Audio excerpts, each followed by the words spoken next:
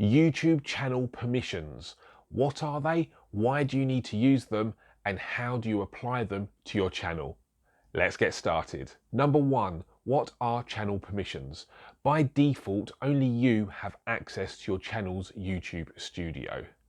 It's a safe, secure portal for you to manage your YouTube channel. You can perform actions such as uploading a video, modifying the title and description of existing videos, or look at your analytics. No one else can do this apart from you.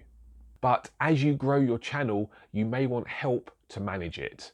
And if you're running a business, it's likely you're not managing the channel alone. Permissions enable you to give other people access to your channel to help with admin tasks. For others to be able to perform these tasks on your behalf, they require access to your YouTube channel, which really means they gain access to the channel's YouTube studio.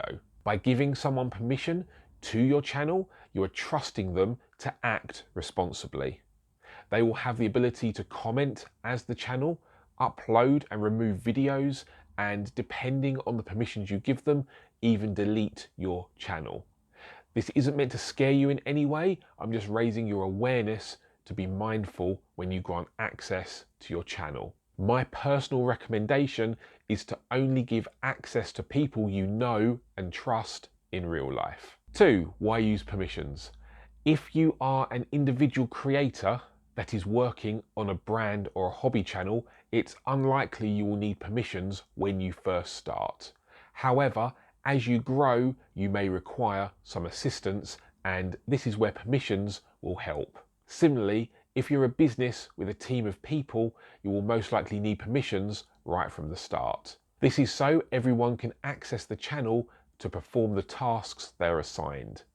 Either way, the main reason you will need permissions is to give people access so they can help you on your YouTube channel. 3. How to apply permissions.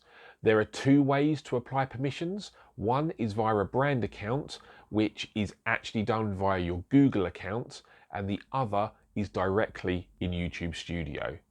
You may already be aware that this video is part of a mini series on how to start your YouTube channel from scratch. If you aren't following along with the full playlist, I'll leave a link in the description below for you. The reason I'm saying this is because we set up a brand channel in one of the very first videos. I'm assuming you're following along, so we'll now look at moving permissions for your channel which currently sit in your Google account, and we will move them into YouTube Studio. This is a one-time thing and it massively simplifies the permissions compared to doing it the original way. Now let's head over to the computer and set up our YouTube channel permissions. Here we are on our channel's homepage. Come up to the icon in the top right and go to YouTube Studio. On YouTube Studio, go to the settings in the bottom left. Click onto the permissions tab, and now you'll see these 2 options here.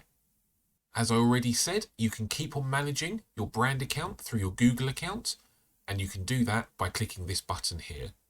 Otherwise, we can move the permissions into YouTube Studio.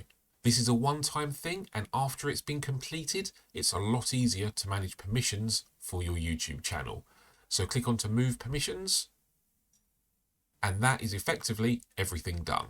Now, as you can see, my email is the owner, and I can come up here and click invite to add other people. Type in their email address, select the access you want to give them. You'll probably want manager, which is as many permissions as they can have. If you read each of the descriptions, it should show you and tell you exactly what permissions they have.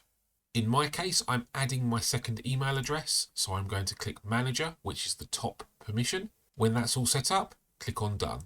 Now you can see that my account is pending invitation. If I click save, and then you're taken back to your home page. And now there'll be an email sent to that email address, which will look something like this. When the person clicks on that link, they will gain access to your channel. And you can check to see if they have accepted your email by coming back to settings, clicking on permissions, and if they have and they're a full member, there will be no marker over this side. If there is, then it will say something like pending invitation or invited, and after a certain amount of time that will drop off, and then this will disappear if they've not accepted that email. And just finally, as another note, you can opt out of permissions in YouTube Studio, and then that will revert everything back to the way it was for your brand account permissions. Now that's all set up, you can add people to your channel by navigating to YouTube Studio, finding the settings and the permissions tab. The only things you need to know now is the person you want to add needs to have an active Google account. They don't need a YouTube channel themselves, but if they don't have a Google account, they will be asked to create one before they can help manage your channel. Secondly, if you want someone to moderate your video comments but don't want them to have any other access, then you do not need to give them channel permissions like this video describes. Comment moderation is described fully in the next video in this series.